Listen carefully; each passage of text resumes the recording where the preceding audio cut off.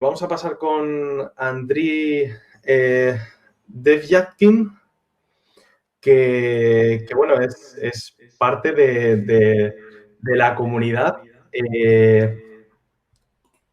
Soy fan completo de él. Aparte de ser aparte de ser DevSecOps Consultant y tener su propia, tener la empresa 5XL, tiene tiene una larga experiencia de speaker internacional. Ha estado en la HashiConf, en la DevOps Pro, HashiTalks. Además tiene el DevSecOps FM con los podcasts. Es genial. La verdad que me declaro completamente fan. Thank you, Andrey, for having there with us. For me, it's a great pleasure because I have been watching your public trainings and speakers and listening your podcasts since at least, I don't know, 6 months ago or so, or a year. And, Andrei va a hablarnos del caso de uso de introducción de Volt en un clúster de Kubernetes sin realizar prácticamente cambios dentro de las aplicaciones, ¿vale? So, Andrei, all for you. Gracias por invitarme. Soy Andrey de Gran Canaria, pero es my Spanish is failing me, but learning a Don't little. worry. Entiendo cada día. All right, let's get to it. And I'm happy to be here, happy to contribute to the conference. And also, I really welcome the opportunity to give this particular talk. I haven't gave it from 2019, and when organizers reached out and said we would like you to come and talk about Kubernetes involved, I really liked the idea, so I could refresh this presentation, and there are quite many things have happened. So if you saw me talking on this topic, like back in 2019, there are going to be much more details this time. So let's get to it. And as you probably know, it's kind of hard to miss. Kubernetes is here, right? And it is dominating the market. You can see here, it's Kubernetes, all different flavors of it. And all references I make, you usually will have a link right here in lower part of the slides. So slides will be available online.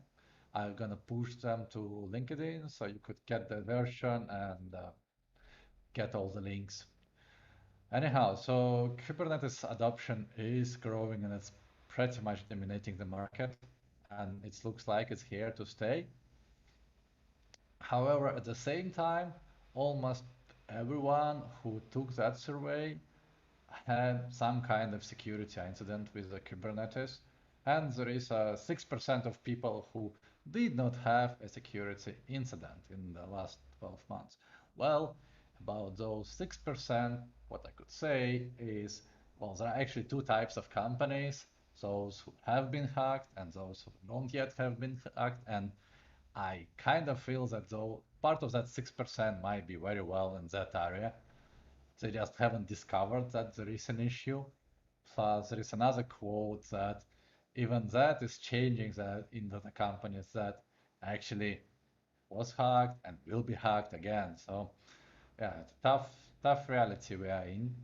And if you haven't faced that reality just yet, but you're kind of curious what's going on, there are a couple of quite interesting podcasts that I do recommend. It's Darknet Diaries and Malicious Lives.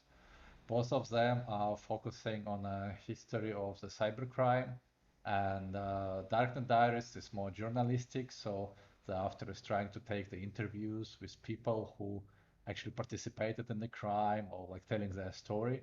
And Malicious Life is actually like a history of cybercrime, So if you go with malicious life, I would recommend going from the podcast one because they start with the first virus and then how it progressed to the state-sponsored cyber warfare.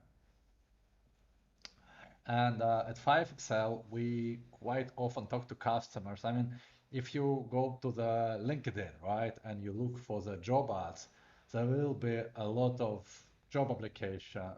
There will be a lot of people looking for the DevOps people, right? And you can think a lot about the DevOps term. But what we believe is that everyone wants to have application delivery platform, and this is what they look for. They're looking for people who can come and build application delivery platform, but people don't really understand what they're after because they think they want to do Kubernetes. They want to do, I don't know, observability. They want to do continuous delivery.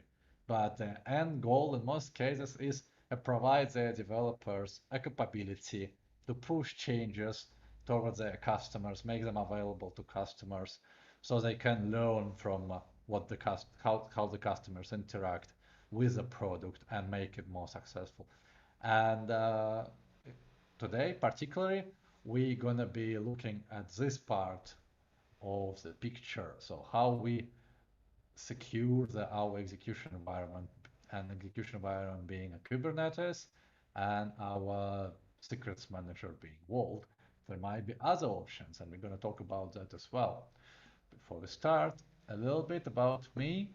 Daniel did a great introduction, and he covered pretty much all of it. So I have more than 10 years of automation engineering and different kinds, started in CI/CD space and transitioned to the cloud engineering. I primarily focused on AWS and building application delivery platform using HashiCorp tools and Kubernetes as well.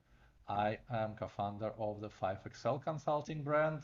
I do public presentation quite a lot like today, and as already was mentioned, I also host a DevSecOps Talks podcast. So you can find it on your podcast platform of choice. And if you like what you hear today, you might very well tune up in and get more of what we share there. So why is this talk and what to expand? I'm in not any way pretending to be an expert really. I'm basically sharing the practical experience. It's not perfect, right? So the things are rapidly changing in Kubernetes world and other tools. And I try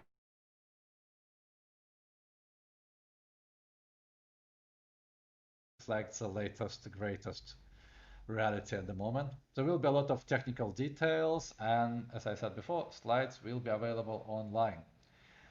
So we're going to define the problem, right?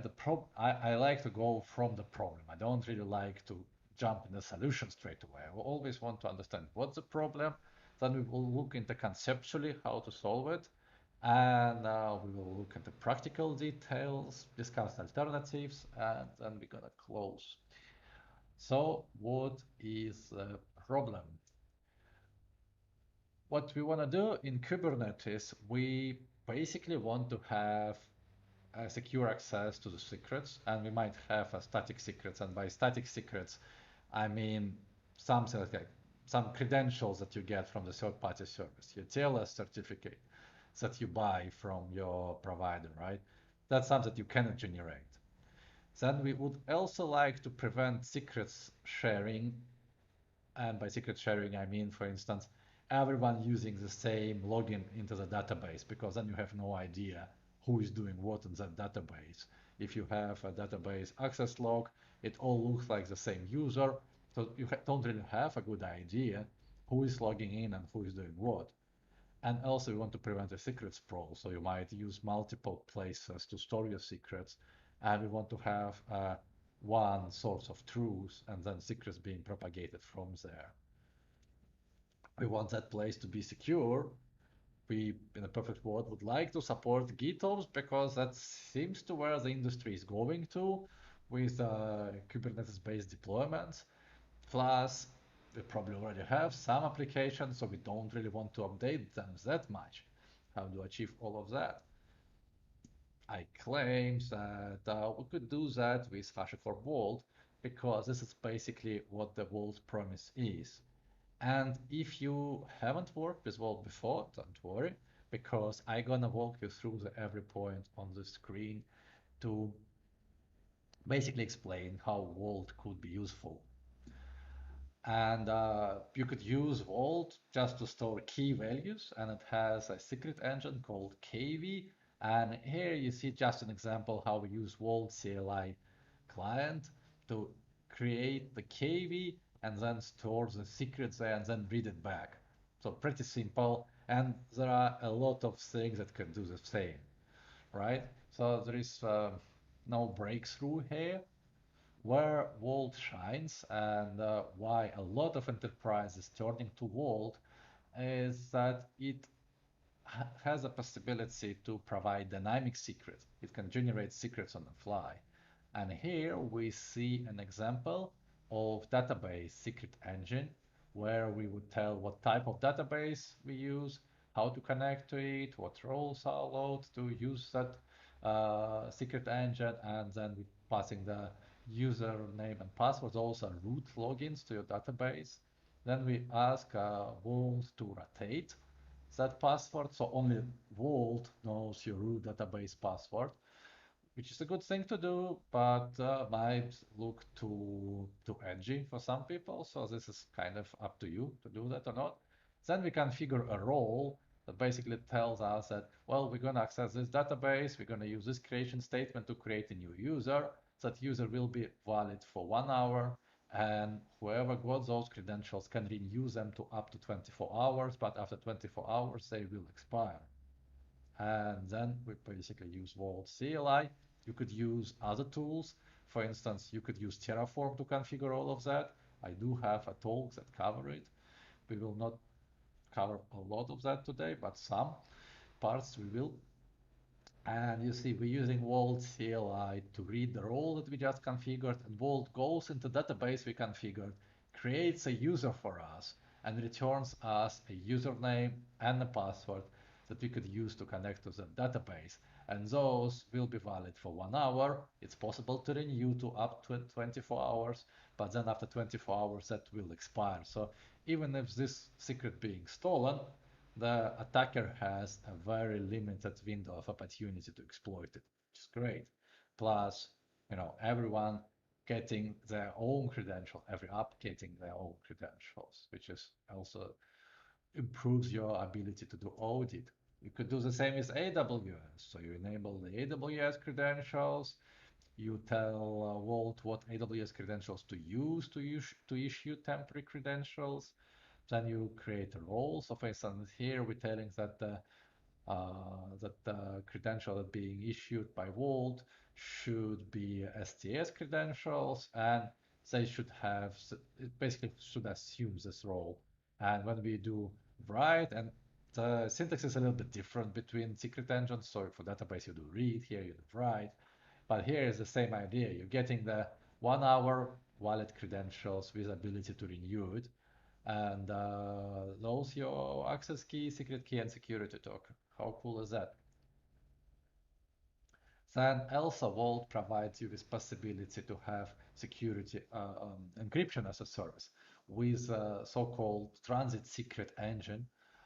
And this one you could use to generate the encryption keys. Vault will keep those keys for you. And then you can ask Vault to encrypt some text with that key, and then you get the encrypted text that you can share on Slack, you can share in the email. Some people even take this to a next level, and they use Transit Engine to encrypt the data that goes into their database.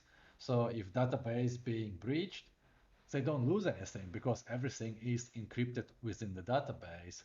And for instance, on HashiConf 2019, one of the Norwegian government agencies shared the idea how they comply with GDPR. So what they do is they store data about people, the PII, personal identifiable information, in a database in an encrypted way. So like I show you here. And then when they need to forget the person, they delete the key from Vault. And then they cannot decrypt it any longer. But that's good because they forgot everything they knew about the person, they cannot access it any longer, but at the same time, they don't need to delete anything from database. And as you know, deleting stuff from database might be complicated. And then you could use the same to decrypt and get the data back. So it's very, very convenient. Break-glass procedure. So as we discussed with dynamic credentials, you will have a possibility to spot an intruder quite quickly. Since every workload, every person gets their own credentials, you will quite quickly able to realize that some credentials behaving differently as they used to be. So that might point you out to intrusion. And then you can revoke only those while keep the rest is running. Like imagine you're using shared database password. Doing that would cause downtime, right? If you have to revoke it because it got leaked.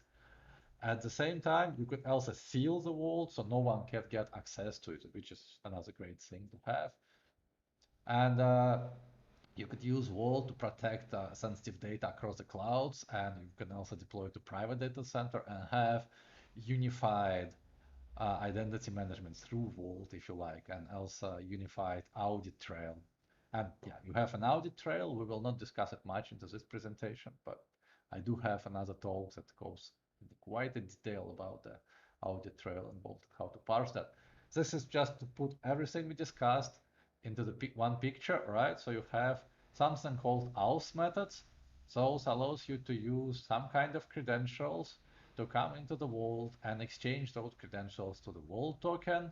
Vault token will receive vault policies, and policies define what you can access. And in most cases, that will allow you to access one of the secret engines. We just saw a couple of examples, and there are much more of secret engines supported. Those are just, limited examples. I don't have much space on the slides. And then the secret engines issue you temporary credentials or gives you access to the, for instance, static credentials stored in the KV or encrypt decrypt data. You could have a PKI. There is a possibility to set up a PKI involved, so you can issue certificates. So it's quite a lot, right, to cover. It's a quite comprehensive software that could be your foundation for secure software development process. If you like to know more, there is a great document outlining architecture. That's a picture coming from there. We will not go into the detail of this one at the moment. But the baseline for what we're going to cover today is we have an application running in Kubernetes. It wants to have access to some static secrets. It wants to have access to AWS. It needs database connection.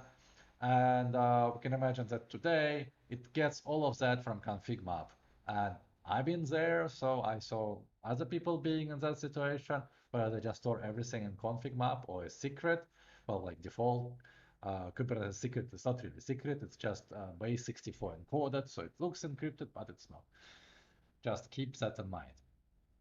And how can we use Vault to achieve what we discussed before? There are quite number of things that we need to solve, right? So first, we will need to log into Vault using some credentials. So app will need to authenticate itself somehow. Then we need to receive a token. We will need to use that token to get access to everything we want to access. Then we also want to have that token and all the leases, and lease is a term used to describe temporary credentials. So if the lease has its own TTL, so token has its own TTL and lease has its own TTL.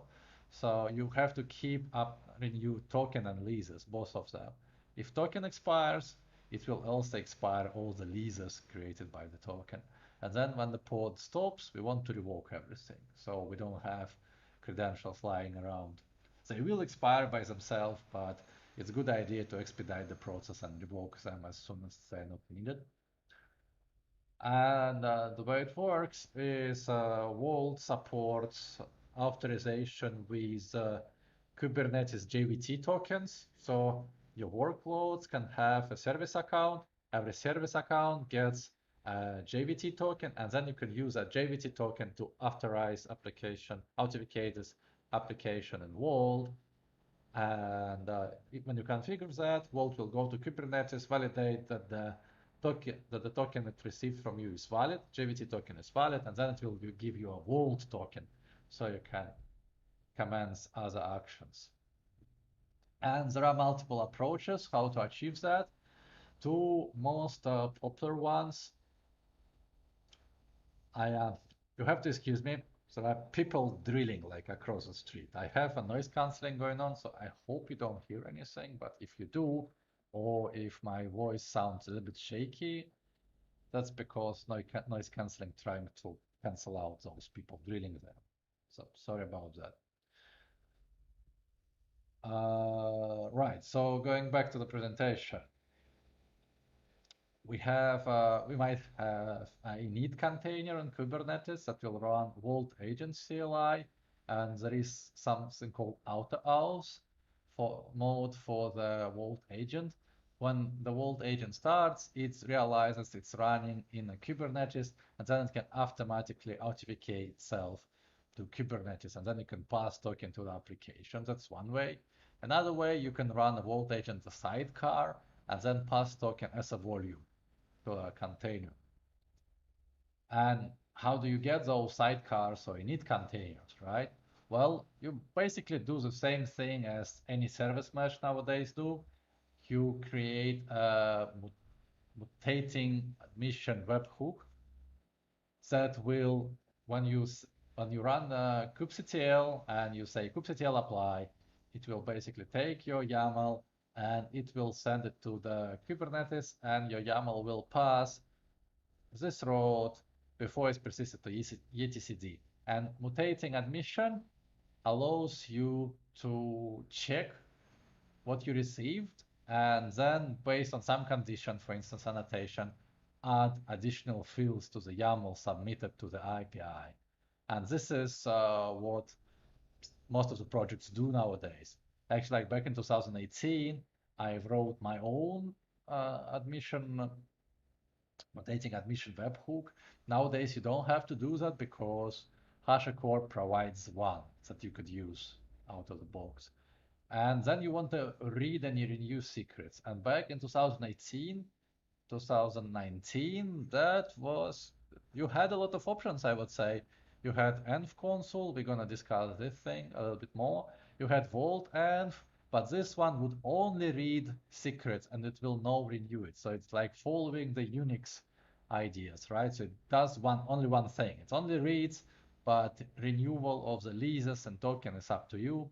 Then there is also the container storage interface drivers that could read secrets from Vault and store them on as a volume. But again, that one only reads, as far as I know, and it doesn't really renew the token or does anything like that. There is a solution from GoDaddy called Kubernetes External Secrets, which also only reads KVs.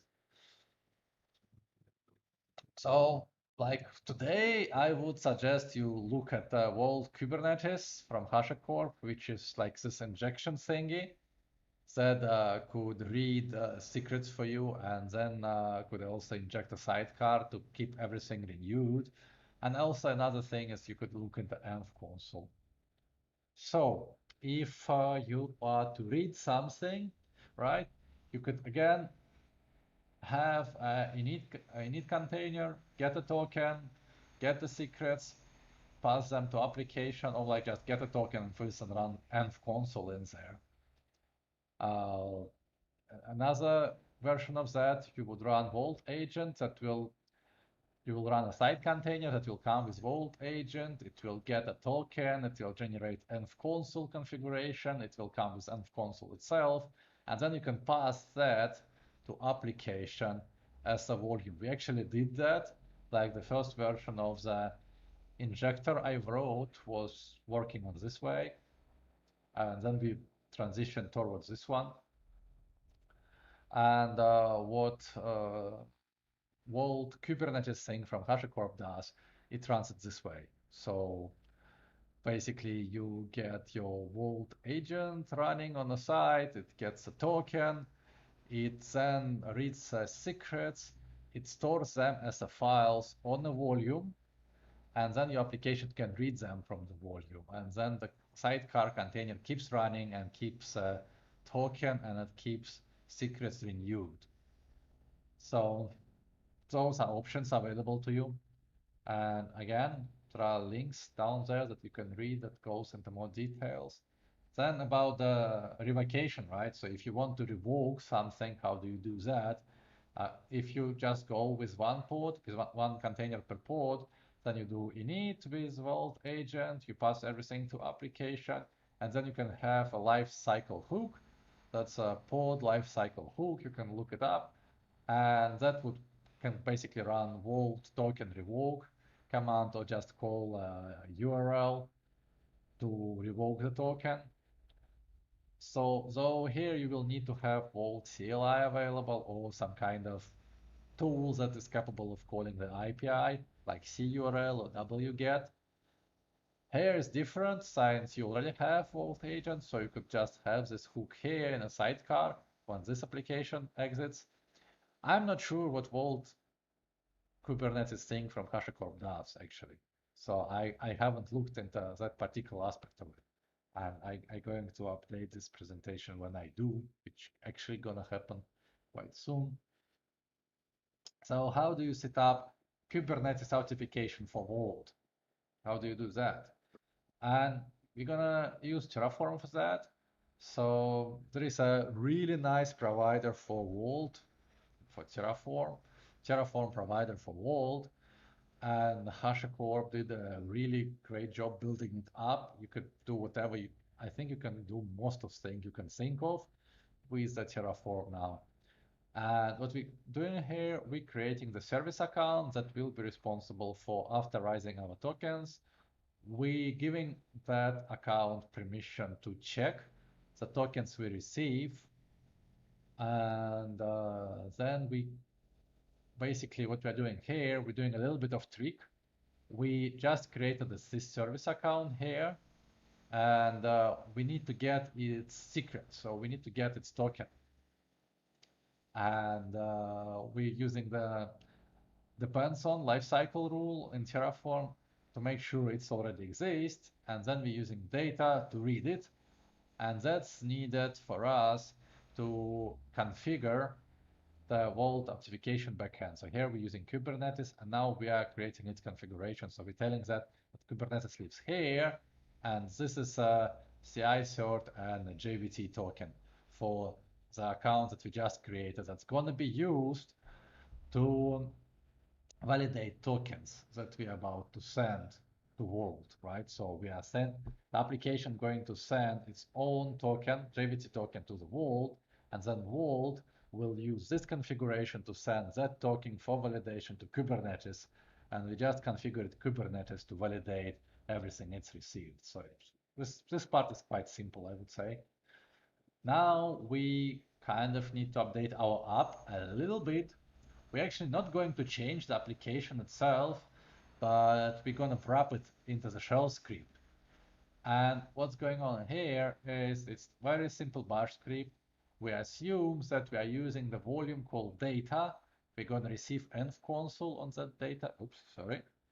We're going to receive env console configuration generated by the sidecar, and we're going to receive the token. So that's, and when we're starting up, when application is starting up, it might be so that you have discrepancies between the startup time of the sidecar and the primary container. So you basically wait, right? And if you do init container, then this one will pass straight away. I actually recommend having this still there. So if something goes wrong with initialization, if the initialization passes but exits with 0 for some reason, but there are still some files missing, your container will not start and it will just, keep running, and eventually it's going to be killed by Kubernetes because health check didn't pass. And this is how you actually notice that something is wrong, right? So you don't want your application to stuck in a limbo state, just not receive something that it needs, and then, just hanging there doing nothing. And then what we do is we starting env console, we're telling what the secrets to get, we're giving a token, we're giving the path to application to start, and we're giving it config. And what's going to happen here is And console is going to use the token we passed it. And then it will use that configuration to reach out to Vault and get the secrets. And then it will pass those secrets as environment variables to application that is going to start as its own sub-process.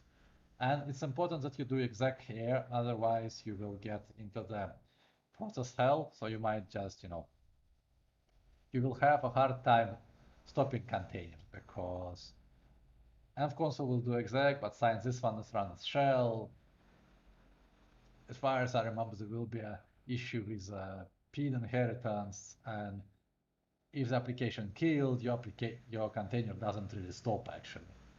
So yeah, complicated, but do exec here, and you're gonna be safe. I don't remember what was exactly the problem, but we did have a problem without exec here.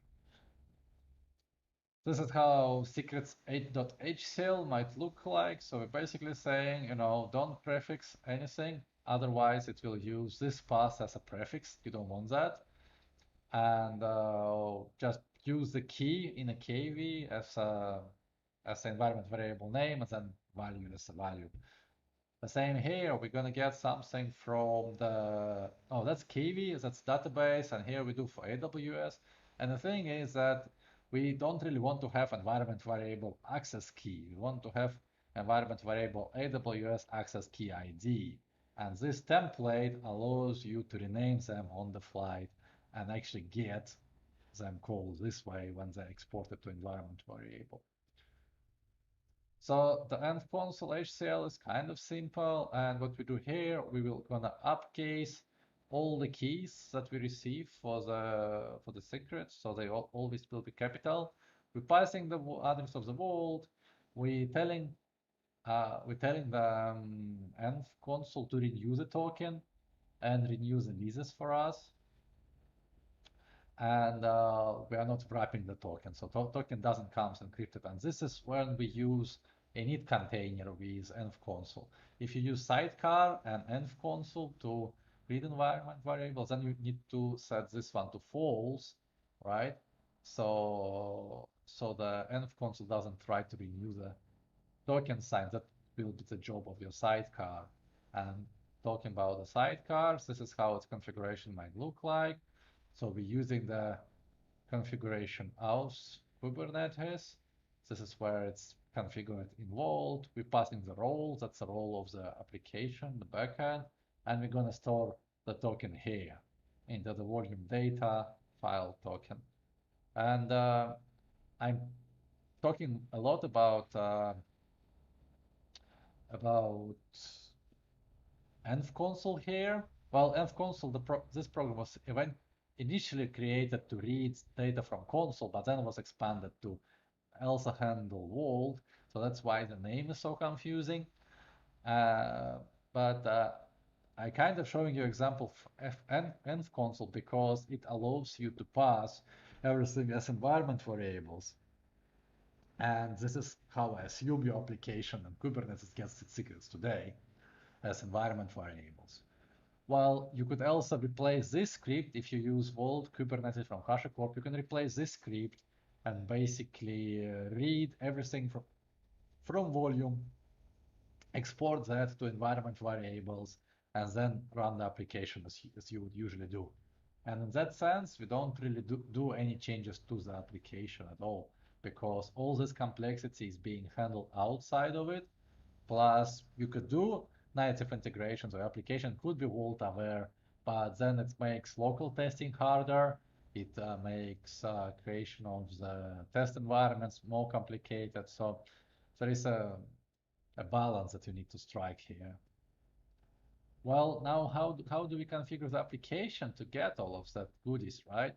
Well, let's have a Vault model, Terraform Vault model for apps. And this is so some of those snippets were used, some of them were heavily modified not to show the internals, but technically all of that Terraform should work. And what we're creating here, we're creating the vault mount called KV, and we do it conditionally. So this model has a Boolean variable enabled KV, so that should be actually like one, and one is missing right here, like should be like here, sorry about that. And we're also creating the policy, and we're creating a very restrictive policy that will allow something that has its token, something that has this policy attached to its token to only read what we created here. So, the minimum privilege rule works everywhere. And we're creating the KV, and application will have a possibility only read, not write. And it will have a possibility to only read exactly this KV, nothing else. We do the same for the database. So we enable the database, and here using Postgres, you could use other databases. And this part will not differ actually, no matter what you use. And it's similar, right? So we are allowing the read to this path, and everything involved is path-based. So we're allowing to read credentials for this role that we're going to pass. And we're going to have more credentials created, more roles created for the database, but we'll only allow application to read this one. That's important. And here we're creating Vault database secret backend connections. This is where we tell Vault how to connect to database. So we're giving its name, we're telling the roles that could use it. We will see roles later on. Then we're defining the username and the password. We're defining the database connection, and we're ignoring changes to password. We're ignoring that because we might have Vault to rotate database password for us, which means that this password will become valid. So we kind of don't want to check towards it, right? And now we're creating the backend roles. So we have admin role, and this one will have a detail defined by the variable. And this is important part, which makes kind of databases involved complicated. You have to pass creation statement and you have to pass revocation statements. So with creation statements, you instruct Vault how to create your temporary users. And here you see we creating the super user in database, and then we passing the revocation. So this one kind of simple. It basically doesn't allow you to log in with that role any longer. If you would try to delete the role, then you would have to pass all the resources created with that role to some other role, and that's a messy business, I'm telling you, unless you are DBA expert. I spent like hours doing that, trying to make that work, but we settled to this one. We just don't allow a login and then cleaning those up sometime in some time intervals. So the same with read only. So here we're only allowing select, and this is handy for developers if they need to look up something, but you don't want them to delete your database by accident, like it happened with GitLab, for instance, back in the days. And that's finally the application. Everything is configurable here. So we're going to pass the role name here. We're going to pass all the statements. That allows developers to define them, to define what they really want to do with the database on their own. Then we repeat the same for the AWS, pretty much the same thing. We create a role, and we do not create a backend. I take it out of the presentation because it just would be too much Terraform. And we basically gonna create IAM group. It will have policy attached to it, and we're gonna pass those policy arms to the model, and then Vault will create for us users with that group attached to that user, IAM group attached. And that's a policy that basically only allows reading that path. Finally, we're creating a service account for the application, making sure that the token is always mounted. And here we have a backend role, and this is where the notification will happen. So this is what application will use to receive the token, right? And it will get all the policies we just described if they were created conditionally, right? So you will be able to configure that in your model. So application will use this role to authenticate into Vault using this service account. It will get all the policies we described before to the token attached, so it will be able to come to interact with the secret instance we just created. And this is how it might look like in the end. So this is something in the application Terraform. You could just call the model, you can give it a name, you can give it a namespace where it is, and then you're basically enabling the database, you're enabling the KV, you're enabling the AWS, and and then you can even write something to KV using the Terraform. So this is how it might look like. And issues, as I said, you need to use exec with env console. Another thing that we run on Intel that was a kind of problematic, and it's still a problem. Uh, when you have connectivity issues to Vault, whatever you do, or whatever we do today, we cannot work out the situation where the token expires. We have a limited time to leave for tokens, and for instance, like let's say 1 hour. And if something happened to Vault and it happens so that Env console or Vault agent didn't manage to renew the token, well, for instance, Env console will just issue a new token, and the same actually with Vault agent. We'll just get a new token, but Env console will not restart your process, right? And also, if you're running a sidecar will have no idea that you got a new token. I mean, the primary application container will have no idea that the sidecar got a new token. The same with the secrets. Then the sidecar can read new secrets, but application is already running. So an application, what we got there, that applications wasn't ready for this mentality that that the secret can expire, that the database connection can expire, that the AWS credentials can expire. So this is like for the first integration, it's fine, like to get up and running, but then you need to update your applications to leave this in dynamic credentials reality. So this is something that to be aware of. And this is something that needs to be worked on, and you would have to look into how to solve it. We currently just looking for the logs and then killing containers automatically that got the token expired for some reason. It doesn't happen too often, but we have like a workaround for that, but we don't really have a solution. Alternatives. Well, for instance, if you live in AWS, right? AWS have you covered mostly, I would say. Like back a year ago, most of that wasn't available, but nowadays you could do quite a lot. So, for instance, with GKS, you can use KMS to encrypt the secrets in etcd. So still everyone can see the secrets as a plain text when they read them. So it's kind of half solution, I would say. Then you could use IAM roles for pods, so pods can receive IAM roles with federated plugins, and then you don't need to have dynamic AWS credentials, which is nice. With RDS, you can do IAM auth, and with Aurora, there is a similar mechanism. And but the problem with IAM auth is that it doesn't show up in CloudTrail, so you have no idea who logged in and when to your database using IAM auth. You just see the same user logging in, so that doesn't really solve the problem of the audit there.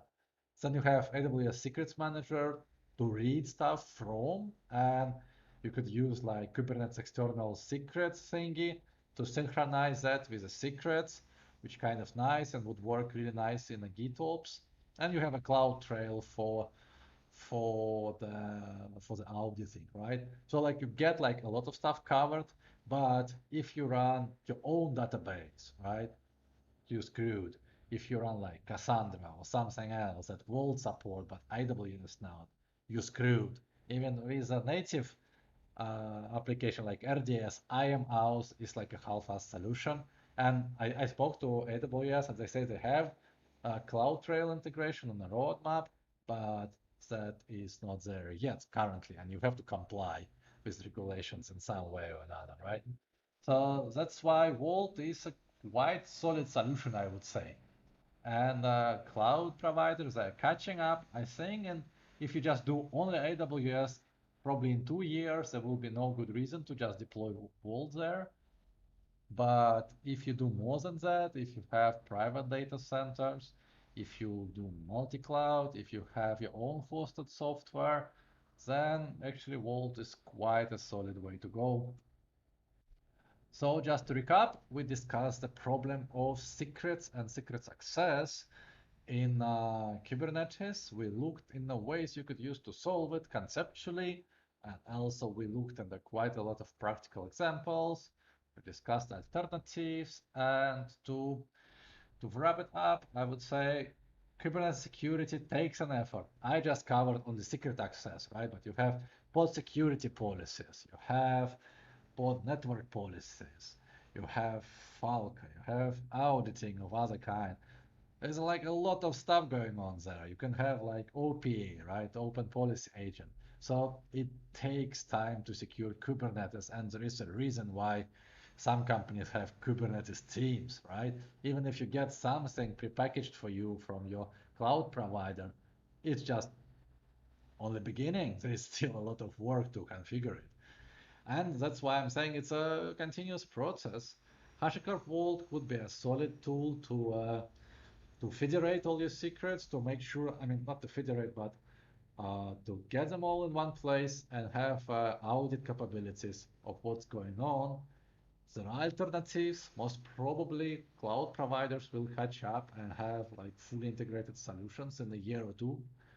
But before that, well, we have to figure out something else. Thus, keep sharing, keep learning, and keep your organization safe.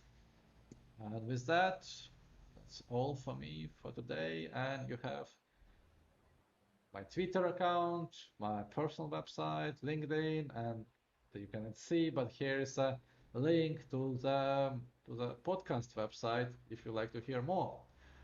Oh, look at this, almost 45 minutes. Thank you, Andrey.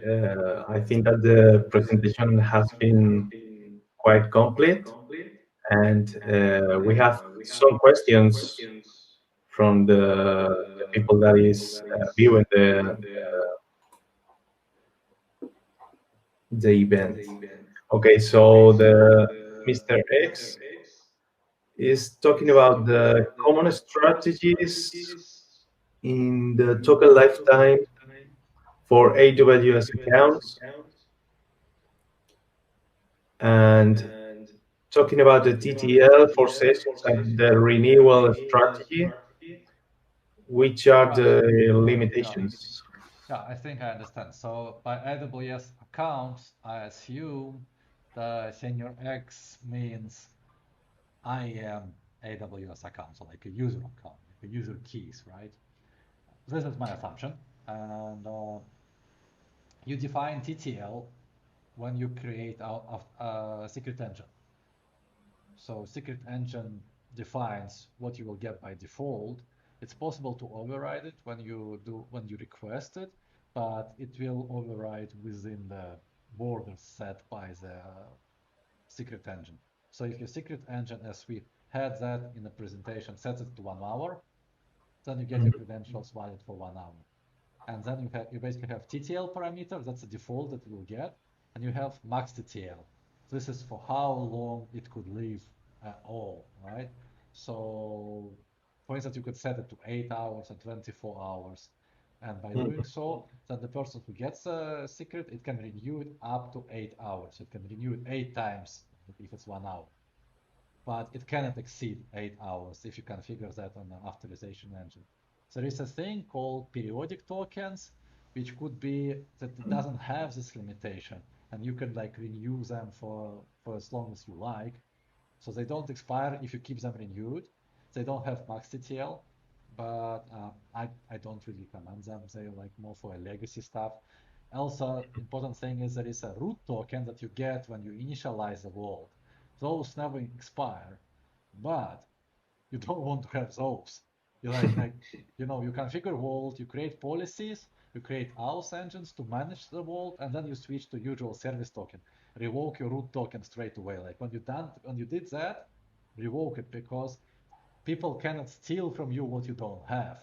And if you steal a root token, if the intruder steals the root token, the game over, right? It's Yeah. forgotten. So, and you can always create a new root tokens using Shamir keys that you get when you initiate the vault, but I haven't covered that in presentation, so we don't go into details about that. Okay, perfect. And there is a second question from Benito Darder. I think that he's talking about the new HashiCorp Vault deployed as Cloud platform. SaaS. Yeah, Vault platform. Yeah. I haven't tried that. That's still in private beta. If you're talking about HashiCorp Cloud Platform, where they offer Yeah. Vault as a managed service through the VPC peering on AWS, I haven't tried that yet because it's in a private beta, and I would guess it's going to cost some money. I mean, Vault licenses aren't cheap, and probably that thing will also have some price on it. And the thing is, like, I work mostly with the startups and the small companies. So in most of the cases, we work with Vault open source, and rarely companies go to extent of purchasing that extended license to get additional features. So the team's still somewhat small. It's kind of considerable size deployments, but not to the point where they need enterprise features. So that's what I'm trying to say. Okay. So thank you, Andrey, for these minutes. It has been a pleasure, as I said at the start of the talk, and see you soon. And Thank you. Thank you for I having me. expect to listen to you soon too. Thank you for having me. I hope you cannot hear the drilling because they're using like jackhammer outside of my house. It's quite noisy down here. Don't worry. Okay, thank you. See you. All right. Bye bye. Bueno, thank you, Andrey. Y bueno, ahora